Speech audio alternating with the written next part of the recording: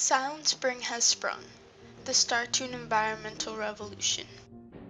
DDT, or dichlorodyphanyl trichloroethane, a pesticide, found its use in World War II. Lice infestations during World War II were common, and concern about typhus, a louse-borne disease, was at an all-time high. At the beginning of World War II, lice control involved unsuccessful methods. This was until DDT. Swiss chemist Paul Muller had labored intensively to synthesize DDT. Field trials proved it to be effective against a wide variety of pests, including lice and mosquitoes. Two products were being manufactured based on DDT in 1942. By 1943, they were producing large quantities of several formulations, including powders and sprays. The chemical was first used in Italy to help stop a rapidly spreading epidemic of typhus. The USDA scientists promoted DDT only for a few circumscribed purposes, including delousing and malaria controlling. This allowed the U.S. Army to issue small tin boxes of 10% DDT dust to its soldiers to kill body lice, head lice, and crab lice. Most notably, DDT was sprayed on South Pacific islands to kill malaria-causing insects and make the islands safe for occupation by U.S. troops.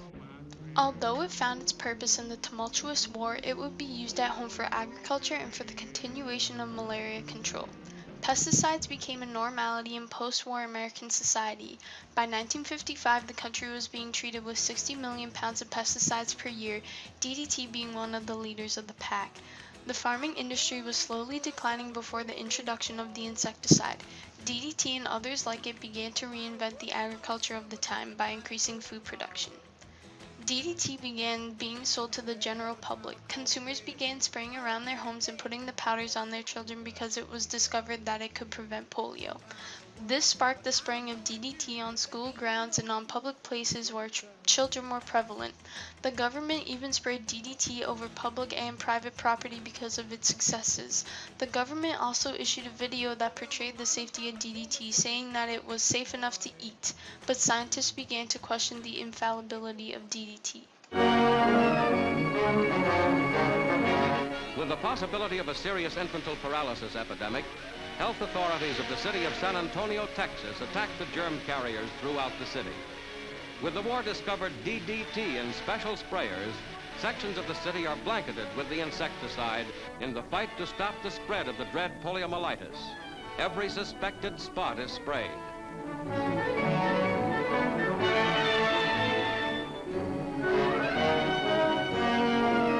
Even the streams are disinfected, and in the parks and public places, children are forbidden to gather. Rachel Carson, a decorated science writer, wrote about the detrimental effects that the chemical DDT had on the environment, which resulted in major conflict between the public and chemical companies. Due to this opposition, the government was forced to step in and compromise with Rachel Carson's supporters by banning DDT, which led to the enactment of several pieces of legislation and eventually the creation of the Environmental Protection Agency. In January 1958, Rachel Carson received a letter from Olga Owens Huckins, a book editor for the Boston Post, explaining the effects of DDT. Then a Long Island group fought against the spraying of DDT in their area for gypsy moths, but they lost. The spraying went forth anyway, saturating gardens, ponds, and humans with DDT. Rachel Carson decided to write about this controversial topic due to her friend's letter. She triple-checked her data to build up an incontrovertible case against the chemical companies. Before it was remotely near completion, chemical corporations were already threatening her with lawsuits including Monsanto, Velsicle, and American Cyanamide, with claims that she was unqualified to write such a book. Velsicle even tried to intimidate Carson's publisher by threatening lawsuits before the book was released. Their attempts to undermine Carson's findings and reputation only increased public awareness. Finally, after 4 years, the book was completed. Silent Spring was slated to appear initially between the pages of The New Yorker in June 1961 as a condensation in 3 weekly installments. Carson opened Silent Spring by drawing a deadly picture of what one American town would be like if chemical spraying continued unabated. Pesticides, she pointed out, not only killed pests, but many other animals as well. Pesticides infiltrated the river systems, the water supply, the soil, and life's food chain. Carson was not against pest control, a fact intentionally ignored by future foes. Instead, she recommended biological ways to kill pests, including sterilization and ultrasonic vibrations. Though many scientists applauded her scholarship, the chemical and food processing industry, standing to lose millions, threw much of its power and money at Carson, poring carefully over the pages of Silent Spring, looking for cracks and minute errors they could enlarge to cloud the debate. Unable to refute her allegations, they dismissed her science background. Governmental backing for her ideas was slow to come. Since the Department of Agriculture had championed pesticides, it found it hard to back down now. Only the Department of the Interior sided with Carson, admitting that there were questions that needed to be answered. On April 3, 1962, CBS News presented The Silent Spring of Rachel Carson, in which Carson went head-to-head with Dr. Robert White Stevens, a research executive for the American Cyanamid Company.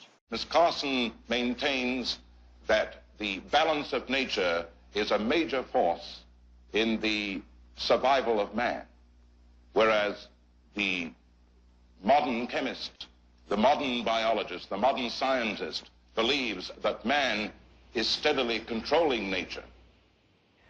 Now, to these people, apparently the balance of nature was something that was repealed as soon as man came on the scene.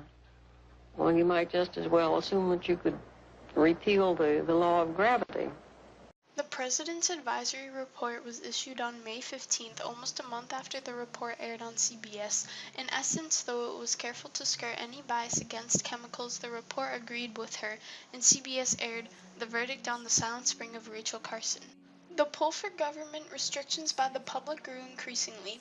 Chemical companies tried to maintain their foothold in the government while Carson's supporters were slowly dragging them out. The last thing the chemical companies wanted was the complete ban of DDT, but that was the ultimate goal of the public. Because of these opposing viewpoints, Congress was forced to find a solution through compromise. The ultimate decision was that DDT would be completely banned in the United States, which was announced in 1972. Although it may seem as a major loss to the chemical industry, DDT was just one pesticide out of several others that were frequently used throughout the time period. In turn, chemical companies could still produce other pesticides. Many of Carson's environmental impacts were long-term, mainly because nature takes a long time to reset, but politically her influence, whether it be direct or indirect, has been credited on the federal level with several major pieces of regulatory legislation: the Clean Air Act of 1963, the National Environmental Policy Act of 1969, and the Clean Water Act of 1972. She's also credited for the creation of the United States Environmental Protection Agency, or EPA, in 1970. The EPA enforced all of these acts and provided for growth in the understanding of the public's effects on the environment. Many of the effects from the drastic change of DDT prohibition is clear in one specific case: bald eagle populations. Before the ban, the bald eagle population of the United States was named critically endangered by the U.S. Fish and Wildlife Service.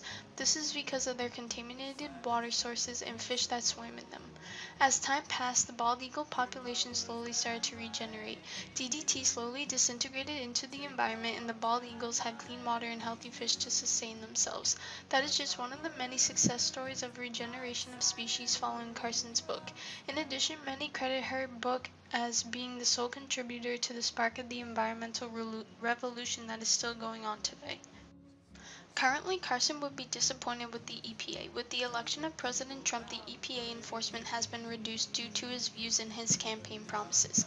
He is an advocate for big business like coal and gas companies. Because of that, he retracted the United States from the Paris Agreement, an agreement between all the countries in the world except a select few to greatly reduce the amount of carbon dioxide in the atmosphere. Also, the overall enforcement of the EPA has been greatly reduced under the Trump administration compared to that of past administrations. Despite these lapses in progress, consumers are still driving the environmental movement. Farmers markets are growing at an increasing rate.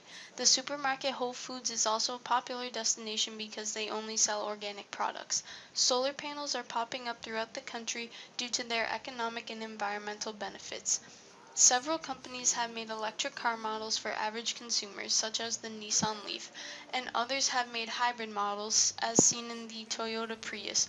One car company, Tesla, which only sells electric cars, are one of the more popular and luxurious electric cars. Despite the actions of the government, American citizens will move towards a sustainable society, all thanks to Rachel Carson and her magical pen.